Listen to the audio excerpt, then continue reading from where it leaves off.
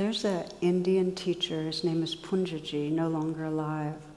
And the way he put it has always touched me. He says, love is always loving you. Love is always loving you. That the more we wake up, the more we sense that as the case. It's like the ocean is always loving the waves that are part of it.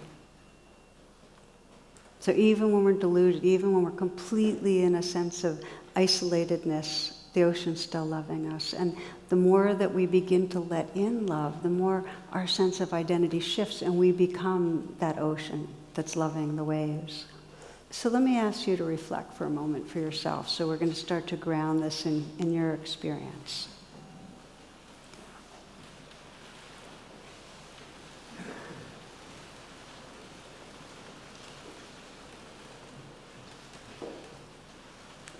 So please bring to mind someone that you know, at least your mind knows, really cares about you, holds you with love.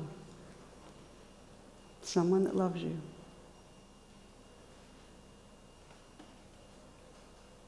And it's fine if the person's not alive.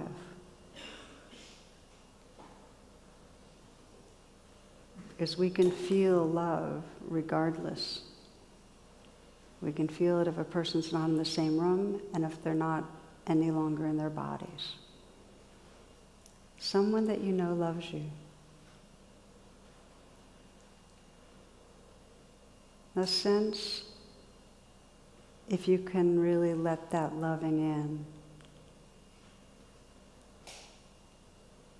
If there's a felt sense in your body, in your heart, an embodied knowing of that loving.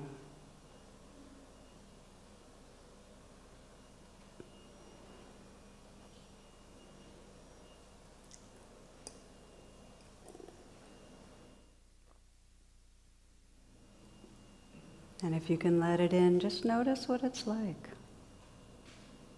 And train to that sense of letting in love. Let it fill you. Just be that loving. And if it's difficult, just to be honest with yourself. Okay, that's difficult. And sense, so what is it that makes it so hard?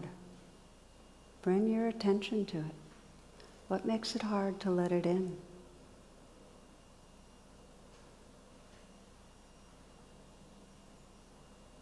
What do you notice?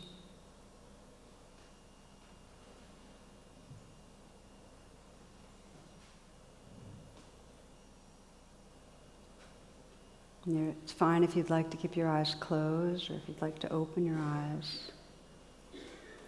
What I've noticed in my own life and working with others is we accept the love we think we deserve. In other words, to open to love, we first have to confront the places in us that feel unworthy or ashamed. And we're armored because we don't trust that we're really lovable. So we feel like if we open, what we're going to really be exposing is an unlovable self, and we're going to have to re-experience that again. So we armor, we're protecting ourselves against the bad news in a way. We armor with a physical tightness. Some of you might have noticed with letting in, there's just a block, or sometimes it's a numbness, or sometimes it's just all we can do is stay mental because we're not at home in our bodies. It just does not feel safe enough. We don't trust we're lovable. We accept the love we think we deserve. So a key dimension in homecoming and coming back to the garden for each of us really is to begin to recognize the protective layering and pause and be with that and sense, what does that place need, and bring our attention there. But I want to pause here and say, if you found you couldn't let in love, it's not like you're being resistant or stubborn. It's like it's not your fault. It's really a product of our conditioning. If we come if we're brought up from caregivers that were completely unattuned, or let's say even abusive, we're going to be armored, because there's going to be a deep message in our nervous system saying, good stuff is not coming my way, or something's really wrong with me and I don't deserve good stuff, and we're going to be protecting ourselves. If we're brought up in a culture that sends us the message that something's wrong with us, we're going to be armored. We're not going to have that porousness and receptivity when love does show up.